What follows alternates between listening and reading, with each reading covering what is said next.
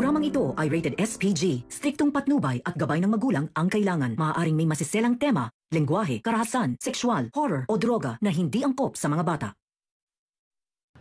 Nagimbal nga si Atty. Alon sa paglitaw ng mga ebidensya laban sa kanya. Alamin natin. Welcome back sa aking channel, mga kaganapan sa Lilet Matias. Sa isang ospital na puno ng kaguluhan, isang nakakabahalang eksena ang nagaganap. Ang mga doktor, abala at nagmamadali, ay nagtumatakbo papunta sa kwarto ni Sabrina, ang sekretarya ni Atty. Alon, na kasalukuyang nasa kritikal na kalagayan. Ang mga sirens ng mga aparatong medikal ay patuloy na nag-iingay. Ang mga doktor ay nagtutulungan upang buhayin si Sabrina na may malubhang kalagayan. Lahat ng mga tanong ay nakaturo sa isang sagot. Bakit nga ba nagkakagulo ang mga doktor sa buhay ni Sabrina? Samantalang ang mga doktor ay nagmamadali sa kanilang operasyon. Si Lilet Matias, isang matalinong abogada, ay patuloy na nag-iisip at nagtataka. Matapang na nag-iimbestiga siya sa mga pangyayaring tila nag-uugnay kay Sabrina at kay Atty. Alon. Ano nga ba ang koneksyon ng lahat ng ito? May lihim bang tinatagong si Sabrina na nagiging susi sa pag-unravel ng mga misteryong kinasasangkutan ni Atty. Alon? Hindi alam ni Lilet kung ano ang totoo at kung alin sa mga impormasyon ang kasinungalingan. Ang mga katanungan ay nagsimulang mag-ikot sa kanyang isipan at bawat sagot ay nagdudulot lamang ng mas maraming tanong. Hindi maiiwasan ni Lilet na mapansin ang mga hindi inaasahang pangyayari na patuloy na nagaganap. Si Atty. Alon na hindi matitinag sa kanyang layunin ay tila may mga plano na hindi pa naganap na inaipapahayag. Sa isang pagkakataon, isang gabing tahimik, nagkaroon ng aksidente kay Sabrina. Isang insidente na nagbigay daan sa malupit na balak ni Atty. Alon.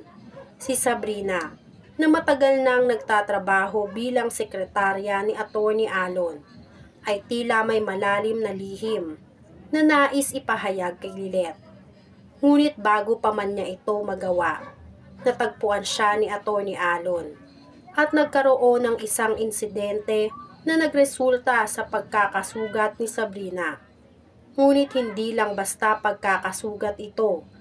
Ang aksidente na ito ay nagbigay daan sa isang mas malupit na plano ni Atty. Alon. Si Eira, ang kasintahan ni Atty. Alon, ay nagsimula ring magduda sa mga paratang ni Lilet. Puno ng hinala. Nagtatanong siya, paano kung may katotohanan nga sa mga sinasabi ni Lilet? Ngunit sa kabila ng lahat ng hinala, ang pagmamahal ni Eira kay Atty. Alon ay malalim at matatag. Kaya tinanggap na lamang niya ang mga paliwanag ng kanyang kasintahan, kahit papuno ito ng mga butas at hindi maipaliwanag na detalye. Habang ang lahat ng ito ay nangyayari, si Atty. Alon hindi na makapaghintay upang magtagumpay sa kanyang mga balak, ay nagpasiya na tuluyan ng tapusin ang buhay ni Sabrina. Inutusan niya si Paco at Vivian, dalawang tao na may matinding galit kay Atty. Alon dahil sa hindi pagbayad sa kanila, upang tapusin na ang misyon ni Sabrina. Wala silang magawa kundi sumunod sa plano, at nagplano silang itago ito sa ilalim ng isang aksidente. Sa ospital, habang si Kurt, ang kaibigan ni Sabrina, ay lumabas upang bumili ng gamot para sa kanya. Nakita ni Paco at Vivian ang pagkakataon. Pumasok sila sa kwarto ni Sabrina at doon nagising si Sabrina. Pinilit niyang tanungin si Paco kung ano ang nangyayari. Ngunit ang takot ay sumakop sa kanya. bago pa man siya makapagsalita ng buo. Ang insulin na itinurok sa kanya ay nagresulta sa pagkawala ng kanyang malay. Ang mga vital signs ni Sabrina ay biglang bumagsak, kaya't ang mga doktor ay nagmadali papunta sa kwarto ni Sabrina at nagsimula ang kaguluhan. Nakatakbo palayo si Paco at Vivian, habang ang mga doktor ay nagtatangkang buhayin si Sabrina. Dumating si Lilet sa ospital, puno ng katanungan. Bakit nga ba si Sabrina? Bakit siya ang tanging may alam sa mga lihim na kinasasangkutan ni Atty. Alon? Habang patuloy na binubuhay ng mga doktor si Sabrina, naglalakad si Lilet, nagmumuni-muni sa mga posibleng koneksyon ng lahat ng ito. Kinakabahan si Lilet sa maaaring mangyari kay Sabrina. Si Atty. Alon, habang nag-iisa sa kanyang opisina, ay patuloy na tinitingnan ang larawan ng kanyang ina. Siya'y nag-isip. Iniisip ang mga plano niyang matagal nang isinasagawa. Sa kanyang mga mata, tila natapos na ang lahat. Ang kanyang mga plano ay magtatagumpay at wala nang makakapigil sa kanya. Ngunit sa hindi inaasahang pagkakataon, isang himala ang naganap sa ospital. Si Sabrina, bagaman comatose, ay hindi namatay. Hindi siya namatay. At ang mga doktor ay patuloy na lumalaban upang mailigtas siya mula sa bingit ng kamatayan. Si Lilet, nagpatuloy na nag-isip at nagsasaliksik, ay nakaramdam ng isang malalim na koneksyon kay Sabrina. Alam niyang may lihim si Sabrina na nais niyang ipahayag. Ngunit ang kalagayan ng babae ay nagdudulot ng takot sa kanya. Ano ang mangyayari kung hindi na magising si Sabrina? Paano kung ang buong katotohanan ay hindi na matutuklasan ni Lilet? Sa kabila ng lahat ng ito, isang hindi inaasahang insidente ang magbibigay ng mga kasagutan. Narinig ni Trixie, anak ni Patricia, ang isang usapan sa pagitan ng kanyang ina at ni Atty. Alon. Ang kanilang usapan ay tungkol kay Sabrina at kung paano ito napahamak dahil sa mga masamang plano.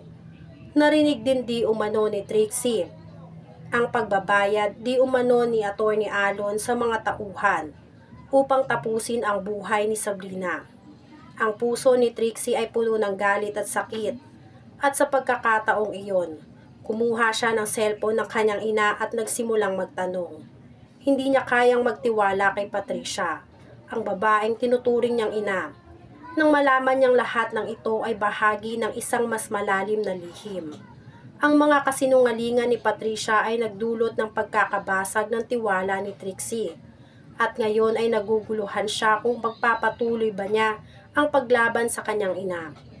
O magtatago na lang siya sa bawat hakbang. Patuloy na lumalabas ang mga sikreto. At ang buhay ni Sabrina ay naging susi sa pagbukas ng mga lihim na matagal nang nakatago. Ngunit paano kung ang mga lihim na ito ay magdulot pa ng mas malaking panganib sa lahat?